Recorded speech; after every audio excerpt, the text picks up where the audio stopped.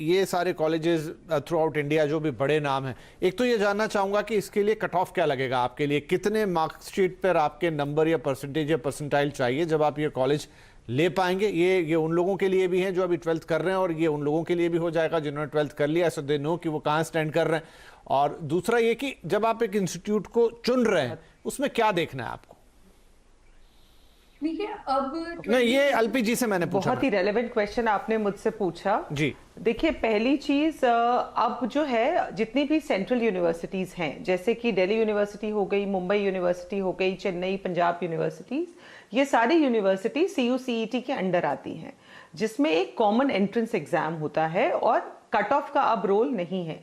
They are purely based on your CUCET result. तो आपको एक एंट्रेंस एग्जाम देना है, उसके बाद आपका सिलेक्शन होगा। सेंट्रल यूनिवर्सिटीज उसके अंडर आती हैं।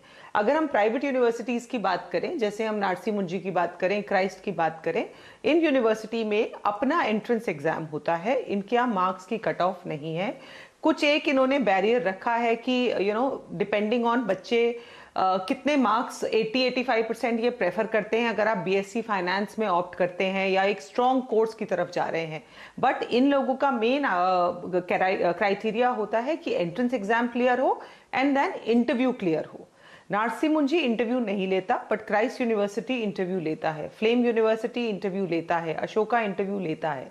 सो आप अगर यूनिवर्सिटीज देखें, बच्चों के लिए आज की डेट में रीडिंग, न्यूज़पेपर, अखबार पढ़ना सबसे ज्यादा जरूरी है, बिकॉज इंटरव्यू आपने क्वालिफाई करना है, वो एक दिन में याद नहीं हो सकता आपको सब कुछ।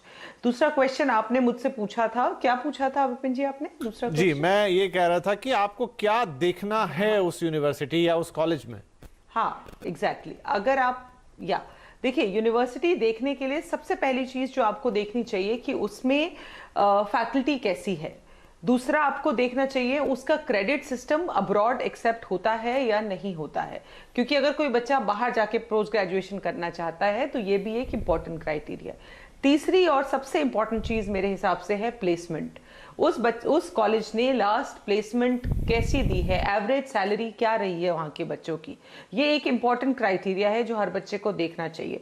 क्या यूनिवर्सिटी इंटर्नशिप में सपोर्ट प्रोवाइड करती है या नहीं करती है?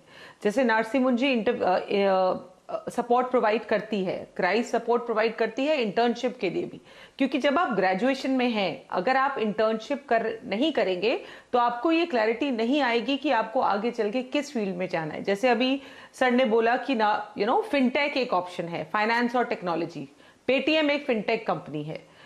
अगर आज 500 स्टार्टअप शुरू होते हैं तो उसमें से 400 स्टार्टअप फिनटेक के स्टार्टअप्स होते हैं। वैसे ही कॉर्पोरेट फाइनेंस एक फील्ड है, इन्वेस्टमेंट बैंकिंग एक फील्ड है। अब बच्चों ने बुकिश पढ़ाई तो कर ली किताबों से यूनिवर्सिटी में, जब इनको इंटर्नशिप करने का मौका मिलेगा तभी ये समझ पाएंगे कि इनको आगे चल के किस फील्ड में अच्छा करना है, किस फील्ड में अपनी लाइफ बनानी। फाइनेंस, कॉमर्स एक बहुत ही बड़ा फील्ड हो गया है। राइट। अगर आप फिनटेक को देखें तो आप देखिए इंडिया में कितनी ज्यादा स्टार्टअप्स फिनटेक के फील्ड से निकल। राइट, तो ये आपने एक अच्छा इंपॉर्टेंट पॉइंट दिया, फिनटेक स्टार्टअप, और स्टार्टअप की भी हम थोड़ी बात कर लेंगे। एक मुझे ब्रेक लेना होगा वरना फिर हमारे पास आगे वक्त थोड़ा कम बचेगा। कि आप ऑप्शंस बहुत सारे हैं, क्राइटेरिया आपने देख लिया, क्या कोर्सेज अवेलेबल है वो बात हो गई, और यहां पर कौन से इंस्टीट्यूट और किस तरह से एंट्रेंस होगा वो हो गया। लेकिन जब आपको थोड़ा और फिल्टर लगाना है, जब थोड़ा आप और कुछ ज्यादा एम्बिशियस करना चाहते हैं तो उसके लिए क्या होगा, और फिर ये भी कि अल्टीमेटली कौन से जॉब और कहां पे जॉब आपको मिलेंगे, क्योंकि सारी पढ़ाई का उद्देश्य तो वही है कि फाइनली आपको एक अच्छा जॉब हाथ में मिले। छोटा ब्रेक लेते हैं, ब्रेक के बाद चर्चा जारी रहेगी।